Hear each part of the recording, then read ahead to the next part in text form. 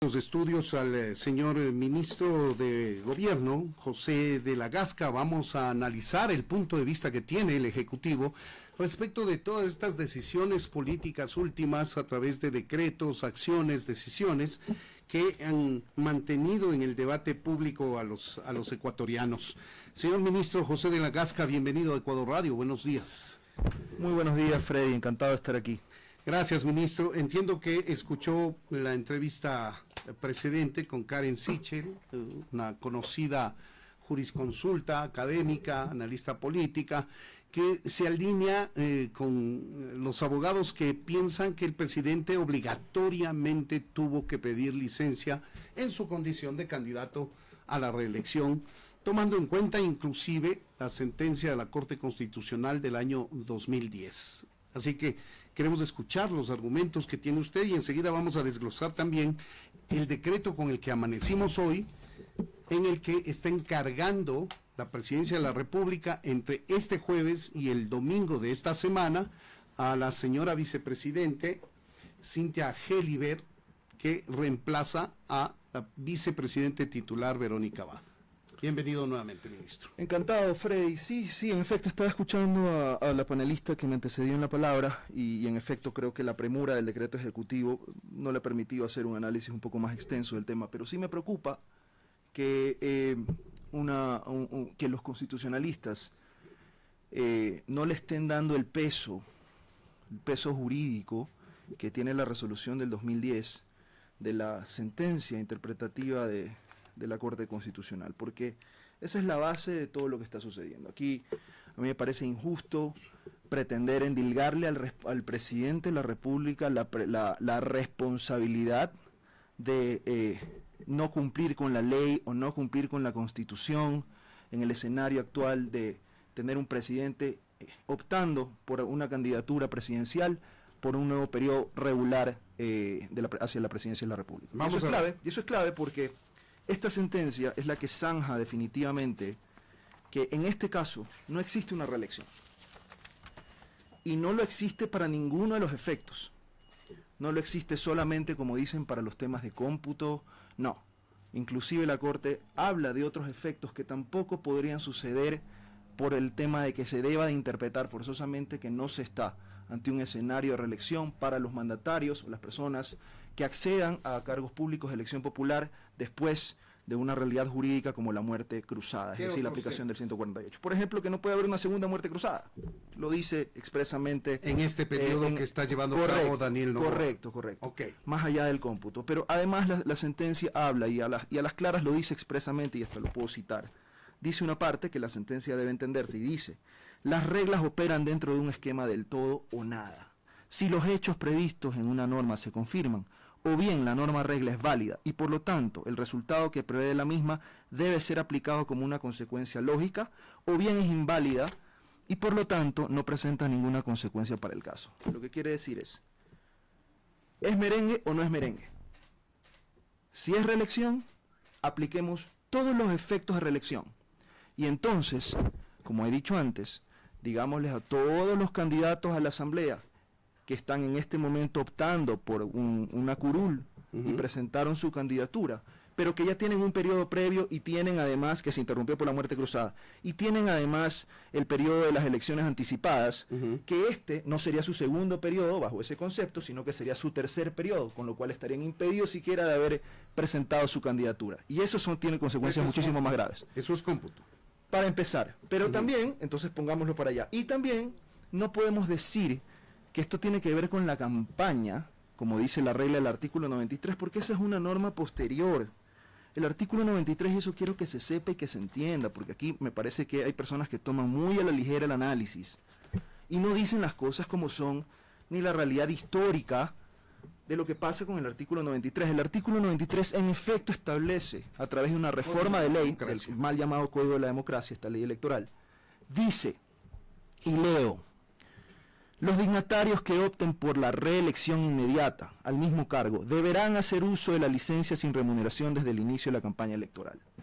Esta reforma introducida en 2020 así es, difiere del artículo 114 de la Constitución, que establece normas similares y que solamente llega, y voy a citarlo, en la parte pertinente que dice: las autoridades de elección popular podrán reelegirse por una sola vez, consecutiva o no, para el mismo cargo. Las autoridades de elección popular que se postulen para un cargo diferente deberán renunciar al que se desempeñan. Estos fueron los mandatos constitucionales. Usted no ve aquí que hayan establecido una obligación de licencia para las personas que estaban en casos de reelección. ¿Y por qué lo digo, Freddy, antes que me lo pregunte? Porque en la Constitución del 98 sí estaba esa prohibición. Y es más, para que investiguen también, les digo a los constitucionalistas, revisen qué pasó en la Asamblea Constituyente del 2008, si estaba o no estaba y cuándo se quitó. Lo que sí podemos saber es que el constituyente no quiso establecer esa obligación en la Constitución del 2008. Sin embargo, y después vino este artículo, ha sido reformado 2 veces y no se ha establecido esa modificación. Es más, está la sentencia interpretativa. Bueno, ese es entonces previa, lo que quieren es ahora decir que las cosas son de abajo hacia arriba. Que en derecho aquí primero se tienen que poner los zapatos y después las medias, para que se entienda. Pero en derecho lo que correspondería es declarar la inconstitucionalidad del 93 del Código de la Democracia, que no se armoniza con la Constitución. Sí, señor. Entonces empecemos diciendo las cosas como son y cuestionemos, y les digo a los constitucionalistas serios, que empiecen a hablar si es que en efecto este artículo 93 responde a la voluntad del constituyente y obedece a la Constitución, o si estamos empezando a interpretar la Constitución de acuerdo con la ley. Pero la voluntad del constituyente, y antes inclusive de la Constitución, lo que se buscaba es equidad en la competencia al sillón presidencial o al de cualquier dignidad y a mí me de parece, elección popular. Y a mí me parece que eso es perfectamente válido. Un presidente en el cargo que a la vez es candidato se va a dar para interpretaciones, ministro, porque a mí me puede parecer que su aparecimiento el día domingo fue campaña y a otros o al gobierno le puede parecer que no. Sí. Entonces entramos en el campo de la subjetividad. Pero aquí no es de lo que parece o lo que no parece, sino de lo que es. Y en derecho tiene que ser, y para que hayan infracciones tiene que haber una tipicidad y un adecuamiento de un comportamiento a una infracción, que no la hay. Pero, volviendo entonces, hablemos claro sobre esto, porque a mí me parece perfectamente válido lo que usted dice respecto del espíritu de la igualdad de condiciones, paridad de armas, como usted lo quiera llamar, transparencia, y está bien, pero hagamos las cosas como deben hacerse. No tratemos de meter por la ley algo que la Constitución no trajo y que expresamente excluyó. Entonces, si querían establecer esa obligación, la forma legal correcta de hacerlo era a través del cambio del artículo 114 y del establecimiento de esa obligación a nivel de rango constitucional. Claro, pero otra vez, hay que demandar la inconstitucionalidad pero del artículo del Código de la Democracia. Pero me está dando la razón. En todo caso, a lo que voy es que sí, nosotros estamos totalmente de acuerdo con ese espíritu de igualdad, de transparencia. ¿Qué más? ¿Qué mejor? Claro que sí, pero también cuidamos al país. Entonces, lo que nosotros hemos dicho, y jamás usted me habrá escuchado a mí decir que no vamos a tomar licencia, etcétera, etcétera. Lo que siempre hemos dicho es que hay una norma, un fallo de la Corte Constitucional que establece que no estamos en reelección y que por tanto este artículo 93 no es aplicable. Aquí no pueden, señor Paredes, venir a decir que obligatoriamente el presidente tiene que fijar o pedirle a la Asamblea una licencia de acuerdo a este artículo. Ni siquiera podría ser a la Asamblea. Pongámonos en el escenario actual, con una Asamblea como la que tenemos, y ya voy a hablar de eso, porque se sigue gestando un intento de golpe de Estado y hoy día los asambleístas lo quieren hacer. También, por supuesto. Ojalá nos dé el tiempo. Seguro que sí. Es que definitivamente podamos ver que si el presidente le pedía licencia a la Asamblea, supongamos que la Asamblea decía no le doy licencia, ¿qué pasaba en ese entonces? ¿Usted cree que el espíritu del constituyente o el espíritu del legislador es dejar en manos de las implicaciones políticas, de los desencuentros políticos, la opción en materia de votos? Y ya hemos visto lo que son los votos y los acuerdos de las mayorías en la Asamblea y el desgobierno, si es que el presidente puede participar o no puede participar en un proceso electoral. La especulación y la opinión pública es que eso en este campo de la especulación. En todos los casos entonces estamos hablando de eso. Pero yo he sido claro y he dicho, no hay la obligatoriedad, este artículo no le aplica al presidente y tampoco creo que este artículo se refiere a que deba pedirle una licencia a la Asamblea. No, señor. Hoy lo que ha pasado, y eso lo quiero explicar, es que el presidente, como nunca estuvo cerrado a la posibilidad, porque él ha dicho, yo no voy a hacer campaña mientras esté sentado en la silla de Carondelet. Lo que pasó el fin de semana, el día domingo, donde yo estuve presente, no fue un acto proselitista, no fue un mitin político. Yo estuve ahí, yo presencié. Desde la mañana empezaron a llegar, porque desde la noche se habían autoconvocados los defensores de la democracia ante el golpe de Estado que había querido dar la Asamblea el día anterior y que no pudieron darlo, donde pretendían dar un golpe de Estado en 2 tiempos, pretendiendo licenciar obligatoriamente al presidente de la República, excediendo competencias, y es más, lo hicieron con los asambleístas y eso es una ilegalidad. Excediendo esas competencias, pretendían licenciarlo, como he dicho, al presidente, para luego llevar a la señora Abad a la silla de Carondelet. ¿Pero le corresponde o no a la señora Abad subrogarle al presidente? En este momento no, porque ella, en este momento no, ¿y por qué? Y lo aclaro. Vámonos y retrotraigámonos al artículo 492, al decreto ejecutivo 492 y al decreto ejecutivo 494. En el decreto ejecutivo 492 a ella se le estableció, en el 490 fue, una obligación jurídica, un mandato. Presidente de la República, en uso de sus facultades y en respeto de la Constitución, le fijó a la señora Abad funciones que debía cumplir fuera del país. No es la primera vez, no es el primer caso, no vamos a decir que en el Ecuador hemos descubierto. Eso es absolutamente legal y constitucional. Perfectamente. Entonces, se le estableció y se le puso una fecha máxima de cumplimiento, 27 de diciembre. Estamos hablando del último traslado, o sea... Sí, a Turquía. A Turquía. Ankara, sí. Okay. Ella decidió no cumplirlo, no presentarse, y no solamente eso, presentó una comunicación, y está en el decreto ejecutivo, diciendo que ella no lo iba a cumplir así, que se iba a demorar un mes en cumplirlo, que autocogía vacaciones y que se autodaba vacaciones, cosa que es totalmente ilegal en cualquier lugar, sector público y sector privado, y se daba autovacaciones sin pedirle la licencia que correspondía, como he explicado a la Asamblea. Ella, si quería y si sentía que tenía derecho, debía pedirle a la Asamblea Nacional que le dé licencia por los días que ella considere, respetando la ley. No lo hizo y obviamente estuvo en una situación de ilegalidad. Pero lo que configura en este caso la fuerza mayor que da lugar a la ausencia temporal de la señora Abad, por lo cual se aplica el 150 de la Constitución, es que ella no haya cumplido. Por eso siempre hemos dicho, si la señora Abad quiere recuperar, salir de ese estado de ausencia temporal, lo que debe hacer es presentarse en Turquía, cumplir con la voluntad y con la orden del presidente, con el mandato del presidente. No lo ha hecho, no sabemos cuándo lo hará, pero el país no puede quedar al vacío y los decretos ejecutivos no pueden quedar sin cumplimiento. Pero estamos en una situación atípica, ministro. Mire usted que provocada absolutamente por ella. Mire usted que la vicepresidente titular se niega, como usted dice, y como lo ha dicho ella, vale decirlo, que no va a cumplir esta última disposición del presidente de la República, que antes de hacer eso va a tomarse vacaciones, va a pedir licencia. No sé si jurídicamente existe una diferencia entre vacaciones y licencia. Usted dice que debe en todo caso pedir autorización a la Asamblea. Eso es indiscutible. Ya. Y resulta que el presidente nombra a una vicepresidenta encargada, miembro de su gabinete, y desde el jueves hasta el domingo, la señora Cynthia Gelliver va a ser la presidenta de los ecuatorianos. Así es, en legal y debida forma. Por supuesto, si se ha producido una ausencia temporal de la señora Abad, es llenada... Pero ¿quién declara la ausencia temporal? Pues la ausencia temporal tiene que declarar la Asamblea. ¿Quién dice eso? ¿Quién dice eso? No, señor. Le pido por favor que lo revise, Freddy. Le pido por favor que lo revise. Eso no lo dice. Presentan varios casos en la forma en cómo se puede entender una ausencia temporal. Y uno casos de esos, pues puede haber una enfermedad, puede haber la licencia dada por la Asamblea, es lo que quizás usted se está refiriendo, y puede haber los casos de fuerza mayor. No tienen que pasar... Eso lo declara el presidente. Exactamente, señor. Exactamente. El presidente ha visto que se ha producido una situación de fuerza mayor y ha llenado el vacío de la ausencia temporal de la señora Abad. Ha puesto a la señora Saria Moya. Inmediatamente, después del decreto ejecutivo, hemos entendido que ha habido un quebranto de salud de la señora Saria Moya.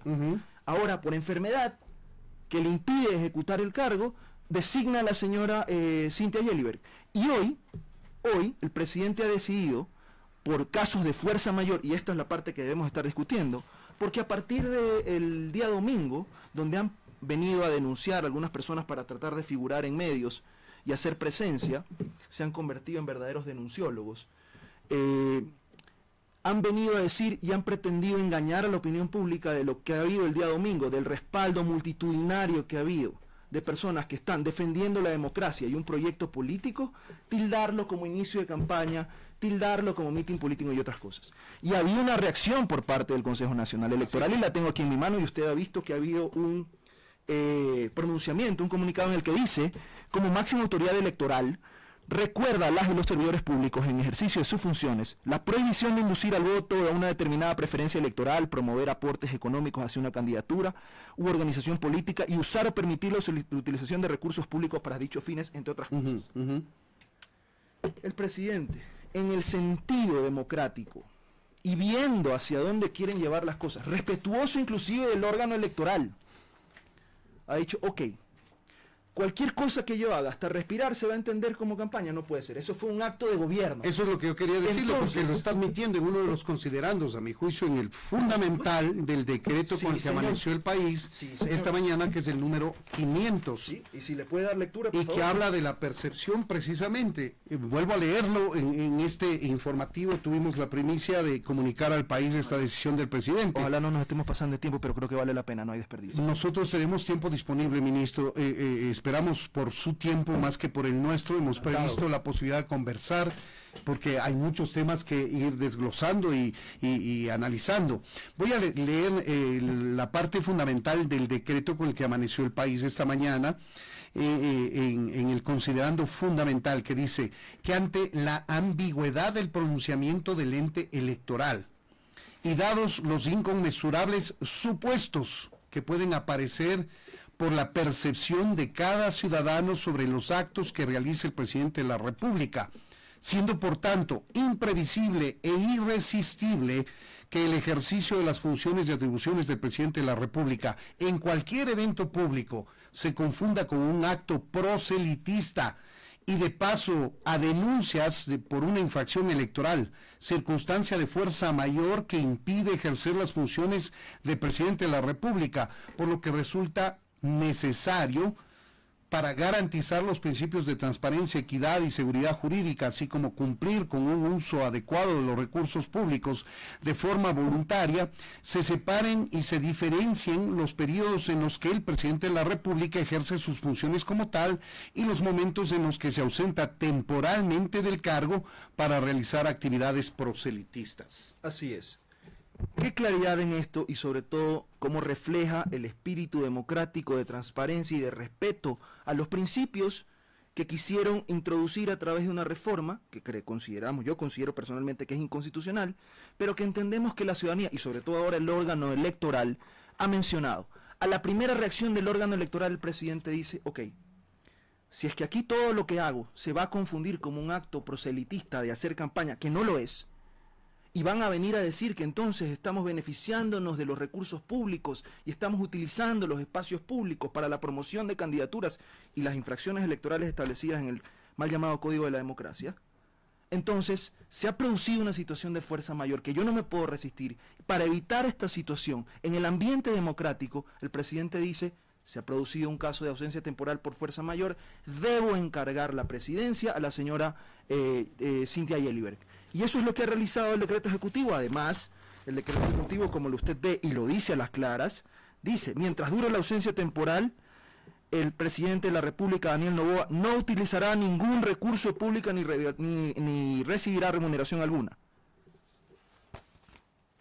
Ya no nos van a poder decir ni pretender confundir a la ciudadanía ni a la opinión pública en esto que usted decía de las subjetividades. Queda más que claro. El presidente, cuando quiere hacer campaña, como lo ha dicho, cuando siente que necesita hacer campaña, va a encargar la presidencia de la República y no va a hacer uso de ningún tipo de recurso público. Claro, ministro. Despejadas todas las dudas. Perdóneme, parece que se contradice aquí el presidente, porque en el considerando que acabé de leer textualmente dice: y dados los inconmensurables supuestos que pueden aparecer por la percepción de cada ciudadano sobre los actos que realiza el presidente de la República, siendo por tanto imprevisible e irresistible que el ejercicio de las funciones y atribuciones del presidente de la República en cualquier evento público se confunda con un acto proselitista, entonces en el periodo que él encarga el poder se va a dedicar a hacer campaña, y cuando no encarga el poder va a incurrir en esto de aquí. No, señor, gobierna. Él tiene que gobernar. Pero aquí dice el presidente, está admitiendo no, señor, no. que cualquier acto de él como presidente puede ser interpretado. Precisamente, Freddy. Ante la ambigüedad, para que no exista ambigüedad, cuando él vaya a hacer campaña, va a encargar la presidencia. Lo demás son actos de gobierno. Freddy, el presidente fue electo por la mayoría de los ecuatorianos para gobernar. Eso tiene que hacer, esa es su función principal. Y no nos olvidemos que estamos sumidos en un conflicto armado interno. Eso es una obligación ineludible que tiene el presidente. Pero obviamente estamos también ante un proceso electoral a puertas. Entonces, el presidente va a seguir gobernando, va a seguir haciendo actos de gobierno que no suponen campaña política. Y cuando quiera hacer actos de proselitismo político, de promoción de candidaturas, lo hará en legal y debida forma sin usar recursos públicos. ¿En qué artículo de la Constitución o del Código de la Democracia se le posibilita hacer esto al presidente de la República? Pero si lo está fundamentando. ¿En qué artículo? Pero por supuesto, si estamos diciendo que está una situación de fuerza mayor, si estamos diciendo que hay una situación de fuerza mayor, se produce una ausencia temporal. Fuerza mayor. Lo está explicando, por supuesto. La fuerza mayor genera la ausencia temporal. La ausencia temporal, ¿qué genera? La aplicación del 150. La aplicación del 150, ¿qué hace? Que el presidente le haya podido designar a quien ya había designado previamente como su vicepresidenta, siendo parte de su ministerio, a la señora Cynthia Yeliver. Y entonces se debe entender que esta no será necesariamente la primera vez que el presidente encargue el poder. Es posible. Es posible. Lo que siempre dijimos, cuando el presidente, no es obligatorio que tome licencia, lo dejamos claro. Tampoco la ley establece la forma y el cómo se debe de pedir la, entre comillas, licencia. Pero lo que sí tenemos claro son las condiciones que establece el propio Código de la Democracia, repito, donde hay disposiciones que podrían hacer incurrir al presidente o podrían pretender decir que estaría cometiendo delitos. Me voy a adelantar y esta es interpretación mía. El presidente de la República va a pedir licencia o va a encargar el poder en tanto y en cuanto la señora vicepresidente titular Verónica Abad no sea quien le subrogue. Esta es interpretación mía, ministro. No pedir licencia, repito, Freddy, no pedir licencia. No existe la obligatoriedad legal ni constitucional en este caso de pedir licencia. Lo que el presidente ha hecho es encargar por una situación de fuerza mayor irresistible, imprevisible, que se ha declarado y se ha motivado en el decreto ejecutivo, ha decidido encargar la presidencia a la señora Cynthia Yeliver, quien ya había sido designada presidencia ante la ausencia. Eso está clarísimo. Sí, pero lo que usted, respondiendo a su pregunta, está claro, más que claro, y la ciudadanía lo sabe. La señora vicepresidenta no responde al proyecto político del presidente, no es una persona de confianza del presidente. Escuchaba anteriormente, me parece que usted decía compañero de fórmula, no, más bien parece una enemiga de fórmula. Ella ha declarado públicamente, ha pedido la destitución del presidente, ha pretendido sacar al presidente a través de una boleta de auxilio, conseguida aquí a través de las juntas metropolitanas de protección de la mujer. Innumerables declaraciones, denuncias por todos lados, públicas internacionalmente. Ha pretendido dejar sin efecto los recursos con los que se financia el conflicto armado interno, en medios y sumidos en medio de un conflicto armado interno. Limar estas diferencias para que no tengamos que chupar las consecuencias, por el quiteñismo, los ecuatorianos que nada tenemos que ver. Lamentablemente, hoy creo que se han desnudado totalmente las posturas de las personas y del viejo país, y hemos visto cómo el viejo país y la señora Abad han sido una misma cosa. Y ahí entramos al tema del golpe de Estado. Exactamente, y esa es la parte importante. A ver, ¿por qué hay un golpe de Estado, ministro? Yo he dicho que pretendieron dar un golpe de Estado la semana pasada en 2 tiempos, lo he explicado. Pretendían licenciar de oficio al señor presidente, ¿no? Eso les falló en la Asamblea. Pretendiendo ilegalmente hacer de este artículo 93 un dogma y introducirlo a través de una resolución en la Asamblea. Lo denunciamos oportunamente, se dieron cuenta que el pueblo reaccionó, que las instituciones reaccionaron, se asustaron y decidieron licenciar únicamente a los asambleístas. Y esto con un fin que la ciudadanía lo tiene que saber. Decidieron desde la presidencia de la Asamblea Nacional licenciar a todos para evitar que la presidencia de la Asamblea Nacional recaiga en el segundo vicepresidente de la Asamblea, que es el señor Egner Recalde. Y al licenciarlo, porque él no pidió licencia, al licenciarlo de oficio, cosa que es una ilegalidad, como he dicho, porque las licencias solo se pueden dar una vez que se piden. Claro, a petición. Imagínense, si no, mañana van a licenciar al que les dé la gana cuando les dé la gana. Bueno, pero ese es el presidente que es un tema de interpretación, pero volviendo, en el Código de la Pero Democracia lo que hicieron es sentar, no, eso no está, sentar a la señora Esther Cuesta en la silla de la presidencia de la Asamblea Nacional para desde ahí continuar capitaneando, si hiciera falta, un segundo intento de golpe de Estado, porque esa amenaza está latente. Y quiero hacerle una advertencia a la ciudadanía, que estén atentos con los asambleístas alternos y con las actuaciones de la Asamblea. Están pretendiendo todavía utilizar a la Asamblea, esta vez presidida por la segunda vicepresidenta, a través de la ilegalidad y la artimaña que usaron, con la que licenciaron a los asambleístas candidatos en la Asamblea Nacional, para pretender establecer de una manera taimada nuevamente la obligatoriedad del presidente de tomar una licencia y sentar a quien les dé la gana ahí. ¿Usted cree que va a haber un nuevo intento de la Asamblea? Sí, señor, y a mí me parece que eso se lo quiere gestar hoy día, que lo están cocinando hoy día, y lo advierto a la ciudadanía, que estén atentos. Y tiene votos en contra en el propio bloque de ADN, porque al menos 2 de los suplentes que entraron en funciones no están de acuerdo con el punto de vista del presidente y de ADN. ¿Qué punto de vista? En el sentido de que tiene que pedir licencia el presidente. No he visto eso. Ha sido público a través de los diferentes medios de comunicación. Lo que yo he visto es que los asambleístas y el bloque no ha pedido licencia. Inclusive creo que por ahí hubo una confusión e inmediatamente un retractamiento, una retractación de lo que habían hecho, pero el principio se sostiene, porque esta es una postura de bloque, esta es una postura de un argumento legal y constitucional. Esto no es obligatorio. Y lo que decimos es, atentos con lo que quiere hacer hoy día la Asamblea a las 3 de la tarde. ¿Qué es lo que quiere hacer? Descríbanos, ministro. Quieren a través de una resolución... O sea, un nuevo intento. Un nuevo intento. Esta vez con los suplentes. Pero aquí se le incluiría exclusivamente al presidente de la República. Incluir también al presidente.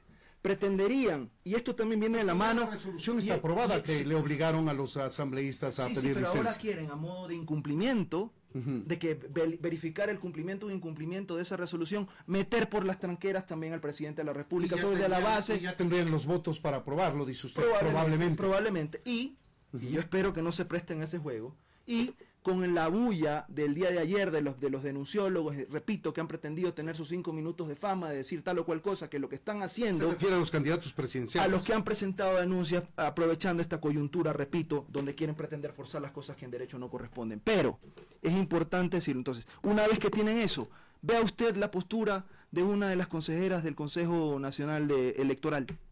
Pretende volver a forzar al organismo a que dicte una resolución para tratar de crear el vehículo jurídico para el que más adelante estén persiguiendo al presidente de la República.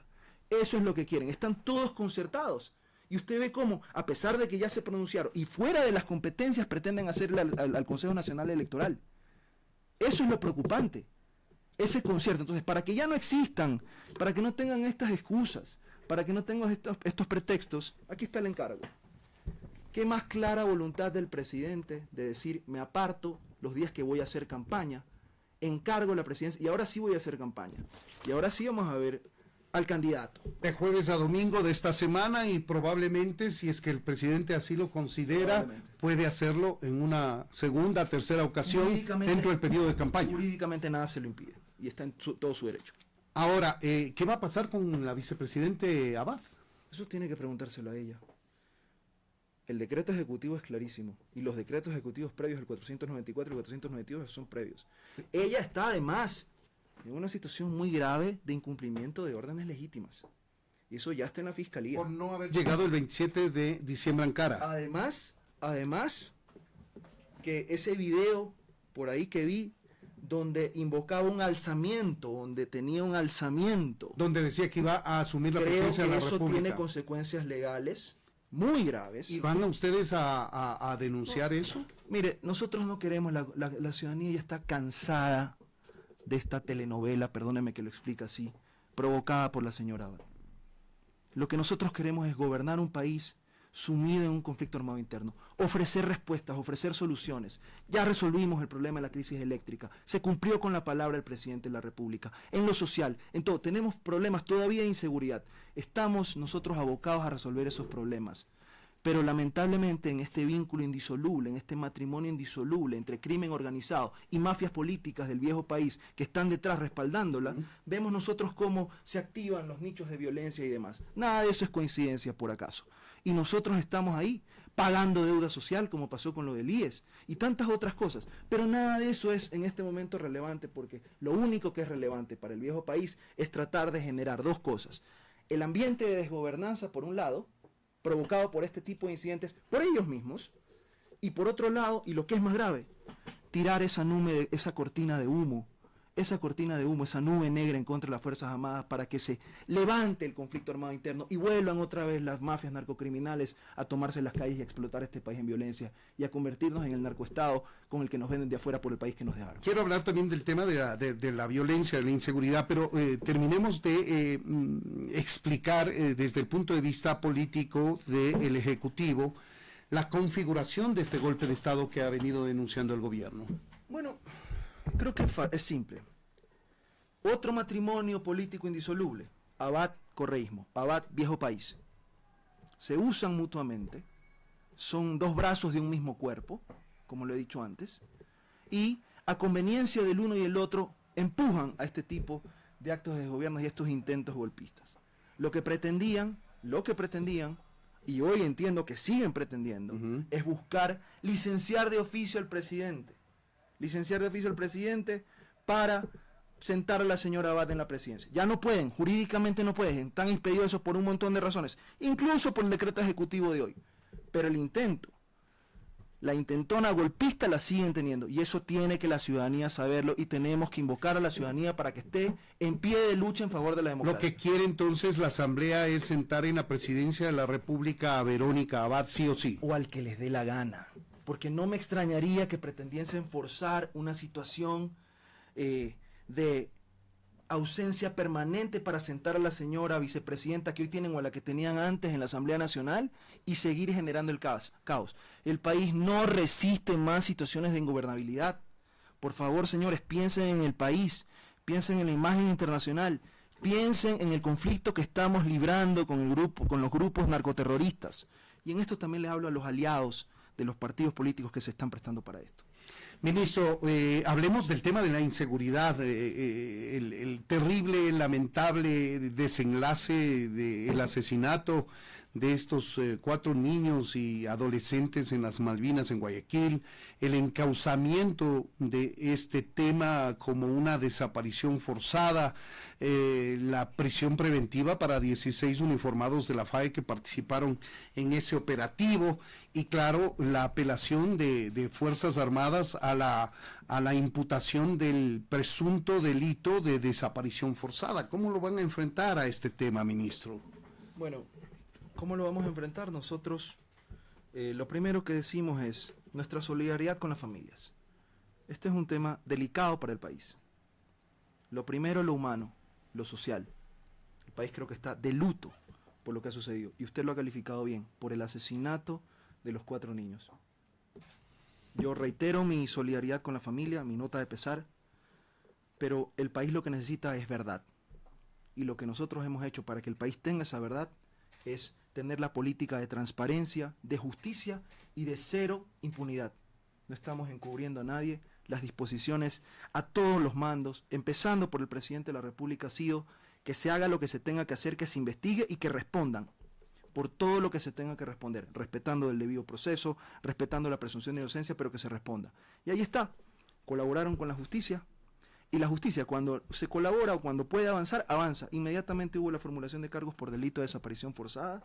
Primer día, primera convocatoria de audiencia, los 16 militares sospechosos sentados en la silla, en la sala de audiencia, cosa que, repito, no veo en otros casos de relevancia nacional, sobre todo en los temas de corrupción como el caso AAA, donde ponen 500 excusas, 500 incidentes, 500 artimañas. Jerarquizada, que tiene normas, que se rigen por la disciplina. Pero si fuera al revés. Y entonces, si fuera al revés, ¿cómo fuera? Si es que existiría porque aquí ya he visto que han querido catalogar esto, siempre las personas que están tratando de confundir y de engañar de esto como un crimen de Estado, como un delito de lesa humanidad, sin que técnicamente esto lo sea, no se cumplen con los requisitos legales, doctrinarios, de nada de eso. Sin embargo, para generar esa imagen, crimen de Estado, como que si esto hubiera sido una orden del gobierno, como que si esto fuera una orden de los altos mandos, las personas que deban de responder por la desaparición forzada lo tienen que hacer. Las personas que tengan que responder por el asesinato de los menores tienen que responder. Y la justicia tendrá que, con todo su rigor, establecer las responsabilidades. Eso no nos determina a nosotros, pero lo que sí se ha determinado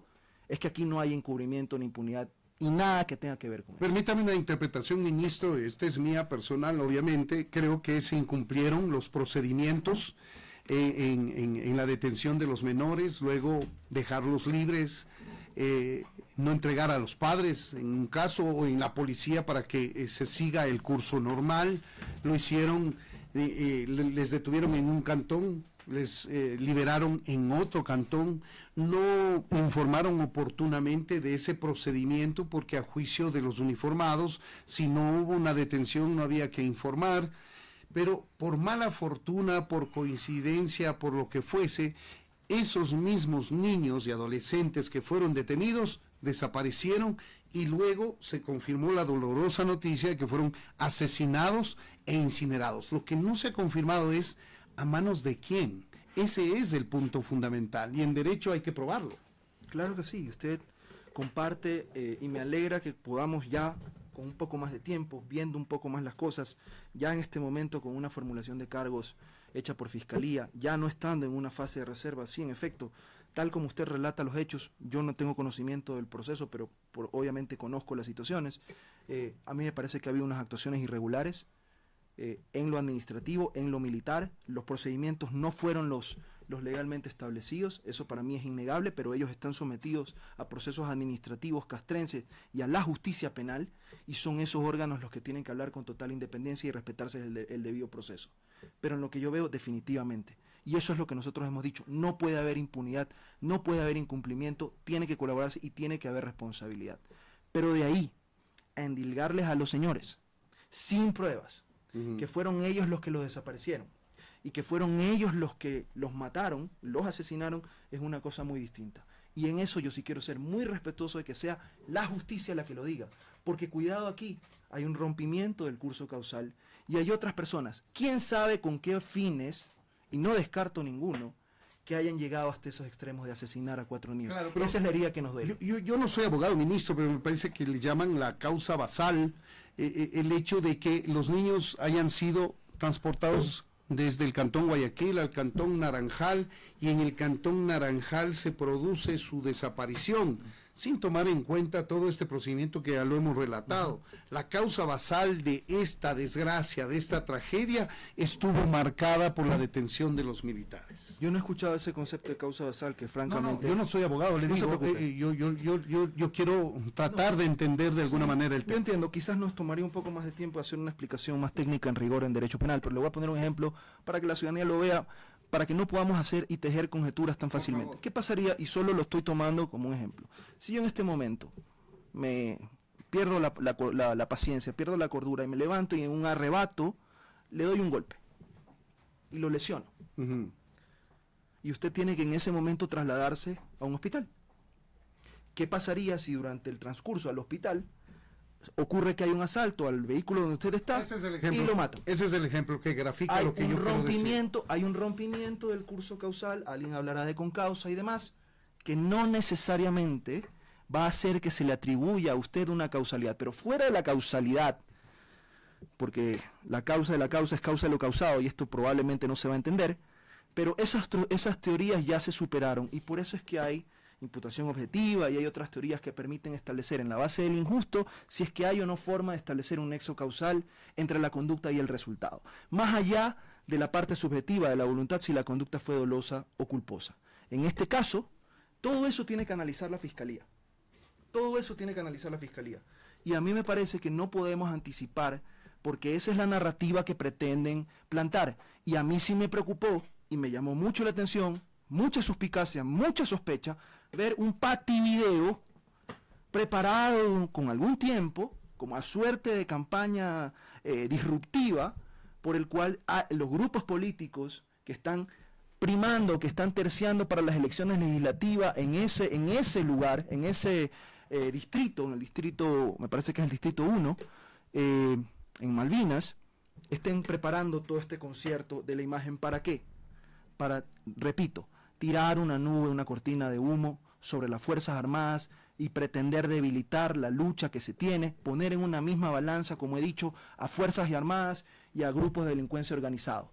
Eso no se puede tejer así simplemente, y eso es una consecuencia que solo tiene una narrativa política, repito, para sacar a las Fuerzas Armadas de la cárcel, de las calles, y hacer que este país vuelva al conflicto y vuelva a las situaciones de violencia en las que estábamos, que nadie quiere. Y esta acción de la oposición les pone en una condición muy complicada a ustedes como gobierno, porque Fuerzas Armadas, Policía, la Fuerza Pública, en suma, está haciendo un trabajo importante que lo reconocemos muchos ecuatorianos en el combate a la delincuencia, y resulta que ahora por un mal procedimiento están siendo encausados 16 uniformados e inculpadas las Fuerzas Armadas sobre un presunto delito de desaparición forzada. Y lo que entiendo es que el gobierno se ve obligado a respaldar a la fuerza pública, que está haciendo un trabajo denodado en el combate al crimen organizado. Lo hemos dicho siempre. Lo que sea que digan las investigaciones y el resultado de la justicia debe de ser. Y a eso esa es la intención. Pero no se puede tildar por 1, por 2, por 3, por 15, porque no sabemos cuántos pueden ser. A todas las Fuerzas Armadas, a toda la Fuerza Aérea y a toda la Fuerza Pública. Eso es irresponsable. Eso es una irresponsabilidad. Pero eso es lo que quieren hacer. Y pretenden decir con todo ese discurso, no solo eso, que el gobierno da la orden, que el gobierno tiene manchadas las manos de sangre, que hemos cometido crímenes de lesa humanidad, que se trata de un crimen de Estado, y todo ese escenario caótico derivado de esto. Esa es la parte que nos preocupa, y nosotros somos muy serios con eso, porque aquí hay varias cosas que entender. Prioridades: la familia de los señores, el luto. Primero, lo que queríamos hacer era recuperar con vida. Lamentablemente hubo el deceso. Respetar el luto, pero también hay que respetar el derecho a la defensa de las personas, y no podemos generalizar. No se puede permitir que se tire una sombra sobre la actuación denodada de las fuerzas públicas. Lamentablemente se ha politizado el tema, se ha dado en medio de una campaña electoral encarnizada, vale decir. Solamente como muestra hay que ver las redes sociales para darse cuenta del nivel de enfrentamiento que estas redes sociales exponen. De acoso, de asedio, usted lo ha dicho, lo han politizado. Aquí hay voces genuinas, grupos de derechos humanos, defensores de derechos humanos, que claman por verdad y por justicia. Eso es genuino. Pero los politiqueros, que pretenden desvirtuar todo esto por sus fines, para tratar de satisfacer los intereses de las mafias que los respaldan y a quienes ellos defienden, eso es otra cosa muy diferente. ¿Qué va a pasar con los militares si es que la justicia, después de un mes, 6, un año, termina sentenciando a estos 16 uniformados acusados del delito, ya en este caso dicho por un juez, ahí sí se lo puede llamar como tal, de desaparición forzada? ¿Qué va a hacer el presidente? ¿Qué va a hacer el gobierno? ¿Cómo les va a respaldar a los militares? Lo que corresponde, aquí lo que se ha hecho es varias cosas. Primero, verdad y justicia, transparencia, cero impunidad. Segundo, la justicia que hable respeto a la independencia de los poderes. Tercero, una vez que la justicia ha hablado, hay que tutelar la vida de los militares. De eso se encargan también los jueces, pero a nosotros nos importa. Usted comprenderá las reacciones que pueden haber por las personas privadas de la libertad sabiendo que existen militares dentro de las cárceles. Entonces, eso es una gran responsabilidad también, y eso tiene que saberlo las familias de los procesados. Cuarto, que se respete la presunción de inocencia y el derecho a la defensa. Pero luego, cuando la justicia hable y se determinen o no las responsabilidades, eso tiene que acatarse. Una vez más, el país necesita saber y conocer la verdad, y conociendo la verdad se tienen que aplicar las sanciones y tiene que haber la responsabilidad. ¿Podemos pensar en un indulto? Eso es lo que no. Yo no me puedo anticipar algo así, porque eso estaríamos nosotros anticipando criterios de cosas que no sabemos, y la justicia es la que tiene que hablar. Lo que nosotros sí tenemos que decir es: estamos respetuosos y no vamos a encubrir absolutamente a nadie, pero tampoco vamos a permitir que esto sirva para atacar la imagen de las fuerzas del orden, de las fuerzas públicas. Eso no puede pasar. Ministro, estamos finalizando solamente un tema electoral. ¿Cómo mira que el tema electoral? ¿Qué va a pasar en la Asamblea? ¿Qué va a pasar en la Presidencia de la República según las previsiones que seguramente manejan ustedes en el plano electoral? Nosotros estamos dedicados a gobernar, pero sin duda todas las encuestas que hemos visto definitivamente son favorables al gobierno, tanto en las elecciones presidenciales como cuanto en las elecciones de los asambleístas. Creo que el país está viendo y claramente tiene un mensaje de que el viejo país hay que dejarlo atrás, que la falta de gobernanza hay que dejarla atrás y que tenemos que caminar adelante mirando hacia un futuro esperanzador para los jóvenes. Yo creo que Dios mediante vamos a tener un respaldo popular que probablemente resuelva todo esto en una sola vuelta. ¿Qué va a pasar en la Asamblea? Quizá están apuntando el sector de la oposición, el correísmo fundamentalmente, a tener un bloque bastante nutrido y quizá repetir como la más grande minoría del Congreso, como es actualmente el bloque de la Revolución Ciudadana. Yo lo que puedo decir es que ya el país no resiste ese tipo de oposiciones acérrimas que solamente pretenden, por los intereses partidistas y personales, hacerle contra un proyecto político. Acabamos de salir, Freddy, de una muerte cruzada. Estamos atravesando un gobierno, entre comillas, de transición. Pero seguimos con los mismos políticos, ese es el problema. Pero esa fue la voluntad popular. Esa fue la voluntad popular. Y lamentablemente han venido los mismos de siempre a repetir los mismos vicios. Y aquí estamos, pero no vamos a bajar los brazos. Vamos a seguir luchando por los intereses del país, por resolver los problemas del país y por dar un mayor futuro de esperanza. Ministro de Gobierno, José de la Gasca, muchas gracias por el tiempo que ha destinado a esta conversación en Ecuador Radio, Radio Quito, Platinum. Creo que lo debía, no el ministro de Gobierno, sino un buen número de ministros que hemos venido invitando, citando. Entendemos las ocupaciones que tienen ustedes a diario, pero juzgamos como importante también esta comparecencia que acaba de hacer usted en extenso. Le agradecemos por ello. Ha permitido analizar con detalle algunos de los temas que a nuestro juicio son fundamentales y algo también importante, que es la posibilidad de que el gobierno pueda dar su punto de vista respecto de las acciones y decisiones que está tomando y que son motivo de debate público, por supuesto. Yo le agradezco muchísimo, Freddy, por este espacio, le agradezco por el tiempo. Tan pronto me enteré, encantado, quise venir a conversar con usted y a explicar, a poner la postura del gobierno y sobre todo para recordar a la ciudadanía, a los defensores de la democracia, que estén atentos ante los posibles golpes de Estado que se pretenden dar desde la Asamblea. Muchas gracias, ministro de Gobierno José de la Gasca, aquí en Ecuador Radio, a través de Radio Quito y Radio Platinum.